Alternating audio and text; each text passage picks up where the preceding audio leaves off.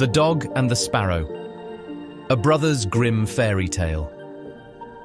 A shepherd's dog had a master who took no care of him, but often let him suffer the greatest hunger. At last he could bear it no longer, so he took to his heels, and off he ran in a very sad and sorrowful mood. On the road he met a sparrow that said to him, "Why are you so sad, my friend?" "Because," said the dog, "I am very, very hungry and have nothing to eat." "If that be all," answered the sparrow, "come with me into the next town, and I will soon find you plenty of food." So on they went together into the town, and as they passed by a butcher's shop, the sparrow said to the dog, "Stand there a little while till I peck you down a piece of meat." So the sparrow perched upon the shelf, and having first looked carefully about her to see if anyone was watching her, she pecked and scratched at a steak that lay upon the edge of the shelf, till at last down it fell.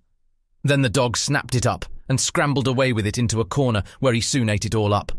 "Well," said the sparrow, "you shall have some more if you will, so come with me to the next shop, and I will peck you down another steak."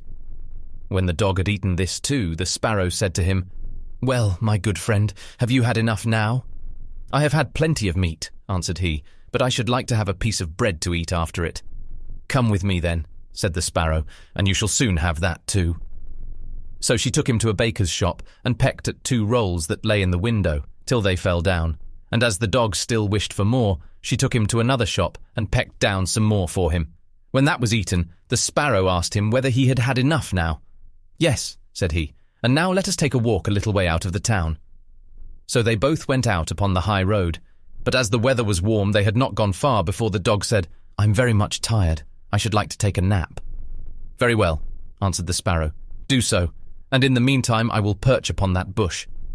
So the dog stretched himself out on the road, and fell fast asleep. Whilst he slept, there came by a carter with a cart drawn by 3 horses, and loaded with 2 casks of wine. The sparrow, seeing that the carter did not turn out of the way, but would go on in the track in which the dog lay so as to drive over him, called out, "Stop, stop, Mr. Carter, or it shall be the worse for you." But the carter, grumbling to himself, "You make it the worse for me, indeed. What can you do?" cracked his whip, and drove his cart over the poor dog, so that the wheels crushed him to death. "There," cried the sparrow, "thou cruel villain, thou hast killed my friend the dog. Now mind what I say, this deed of thine shall cost thee all thou art worth." "Do your worst and welcome," said the brute. "What harm can you do me?" and passed on. But the sparrow crept under the tilt of the cart, and pecked at the bung of one of the casks till she loosened it, and then all the wine ran out without the carter seeing it. At last he looked round, and saw that the cart was dripping, and the cask quite empty. "What an unlucky wretch I am," cried he. "Not wretch enough yet," said the sparrow as she alighted upon the head of one of the horses, and pecked at him till he reared up and kicked. When the carter saw this, he drew out his hatchet, and aimed a blow at the sparrow, meaning to kill her. But she flew away, and the blow fell upon the poor horse's head with such force that he fell down dead. "Unlucky wretch that I am," cried he. "Not wretch enough yet," said the sparrow. And as the carter went on with the other 2 horses, she again crept under the tilt of the cart, and pecked out the bung of the second cask, so that all the wine ran out.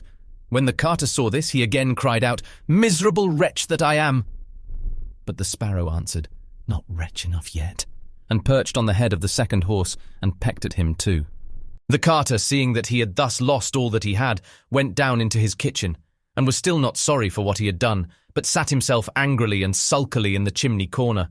But the sparrow sat on the outside of the window, and cried, "Carter, thy cruelty shall cost thee thy life." With that he jumped up in a rage, seized his hatchet, and threw it at the sparrow. But it missed her, and only broke the window. The sparrow now hopped in, perched upon the window seat, and cried, "Carter, it shall cost thee thy life." Then he became mad and blind with rage, and struck the window seat with such force that he cleft it in 2. And as the sparrow flew from place to place, the carter and his wife were so furious that they broke all their furniture, glasses, chairs, benches, the table, and at last the walls, without touching the bird at all. In the end, however, they caught her, and the wife said, "Shall I kill her at once?" "No," cried he, "that is letting her off too easily. She shall die a much more cruel death. I will eat her." But the sparrow began to flutter about, and stretch out her neck, and cried, "Carter, it shall cost thee thy life yet." With that he could wait no longer, so he gave his wife the hatchet, and cried, "Wife, strike at the bird, and kill her in my hand." And the wife struck. but she missed her aim and hit her husband on the head so that he fell down dead, and the sparrow flew quietly home to her nest. The end. The moral of the story is, do unto others as you would have them do unto you, that one should be kind to others and avoid mistreating them. This is because people may have unexpected ways of getting back at you, as the sparrow did in the story. Revenge can lead to self-destruction, as it did for the carter who was consumed by his desire for revenge and ultimately met his demise. It's important to remember that treating others with kindness and respect is not only the right thing to do, but it can also help prevent negative consequences in the future.